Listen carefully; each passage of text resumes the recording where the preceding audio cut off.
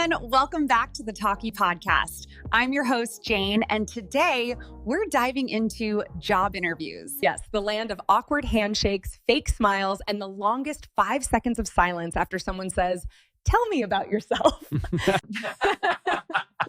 Yeah. That's the one that gets everyone, Jane. It sounds so innocent, but it's a trap. So today I have invited someone who's basically an expert at pretending to stay calm while dying inside. I'm Daniel, a recruiter and HR consultant. I've interviewed hundreds of candidates, and I've seen every kind of panic face imaginable. You're like the person everyone secretly fears, but pretends to like. By the end of this episode, I'll help your listeners actually enjoy interviews. Ooh, bold promise. Okay, Daniel, imagine I'm your candidate. Nervous, sweaty, holding my resume upside down. Great start, Jane. First question, the classic. Tell me about yourself. I was born at a very young age, and I really like pizza. Mm-hmm.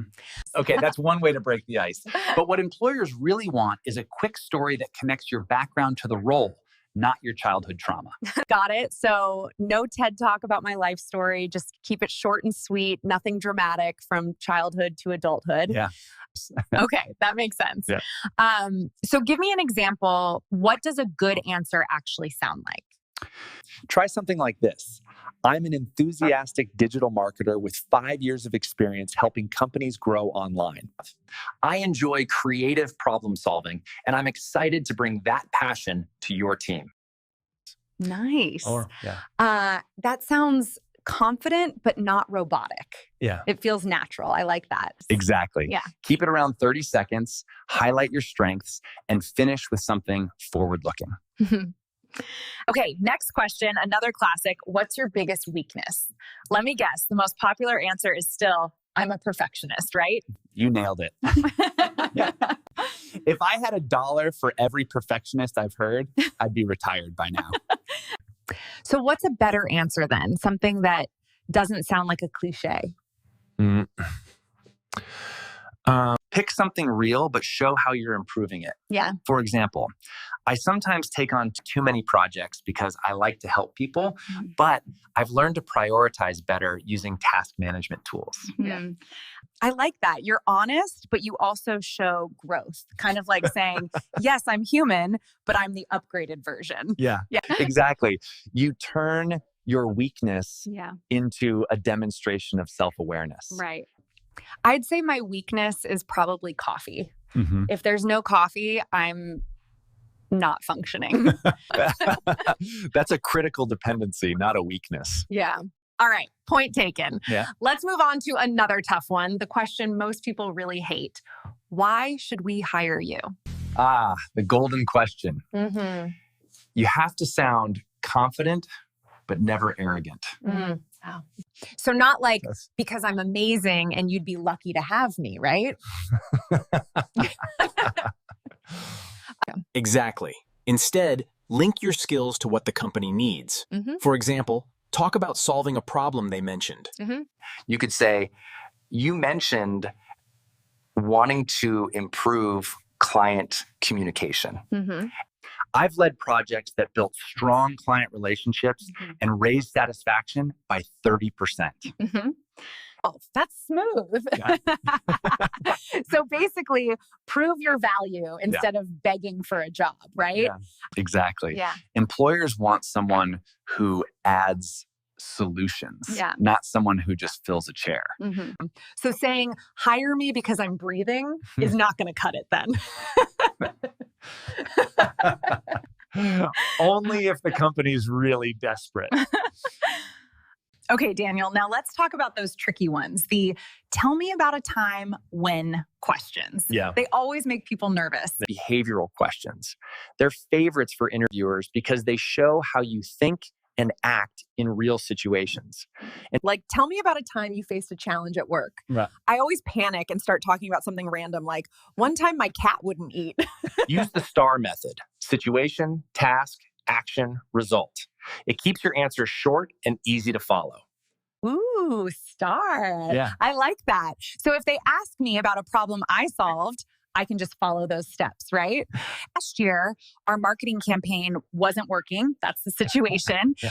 I analyzed the data, found the problem, and created a video ad instead that boosted leads by 50%.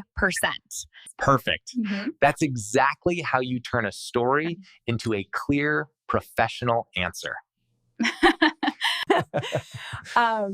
And it also makes you sound like an adult who actually knows what they're doing. Yes, that's a bonus. All right, Daniel, let's drop some idiom bombs because you know we love those here on Talky. Here are some useful ones for interviews. Think outside the box means be creative, and take the initiative means show leadership. Then there's go the extra mile, do more than expected, and hit the ground running, which means to start quickly and effectively. And finally, bring to the table. That's a great one. It means to offer your skills or value to a team. Those are gold. Yeah. If you use them naturally, you sound so fluent and confident, like a native speaker without trying too hard. I'm ready to hit the ground running right after my morning coffee, of course. That might still work if you say it with confidence. All right, since we've learned the expressions, I think it's time to put them to the test with a mock interview. All right, Jane, let's do it. I'll ask the questions and you try not to panic. I am as ready as anyone about to embarrass themselves publicly. Here we go then. First question. What motivates you? Probably deadlines and snacks. Yeah. But seriously, I love seeing my work make a difference. That's exciting for me.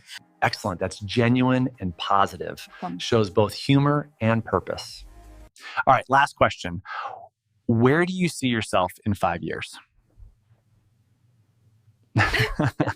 Hopefully not crying in the office bathroom, but ideally leading my own creative team and finally making a PowerPoint without tears. It's honest and funny. I like it. Shows ambition with personality. So being too serious is actually a mistake in interviews. Exactly. Authentic is better than perfect. If you sound like a robot, you just blend in. Got it. Be prepared, but still be human. That's what really connects. Before we finish, Daniel, do you have any final advice for our listeners? Yes. Remember, an interview isn't an interrogation. It's a conversation where both sides learn about each other. I love that. Yeah. That idea really changes how people think about interviews. Don't fear mistakes. If you forget a word, just smile and keep talking. Confidence is staying calm when things don't go perfectly. Yes. As I always say, fluency isn't about speaking fast. It's about thinking clearly and expressing yourself. Exactly. Yeah. And if you can laugh at yourself, you've already won half the battle. That's basically my life motto. Yeah. All right, friends, that's all for today's Talky Podcast. Big thanks to Daniel for helping us survive the scary world of job interviews. My pleasure. And remember, next time you're in an interview, just breathe, smile, and own the moment. You heard the man. Go crush it. Don't forget to like, subscribe, and share this episode with a friend who has an interview coming up. Thanks for watching, everyone. See you next time. And until then, keep talking and keep learning. Thanks for watching.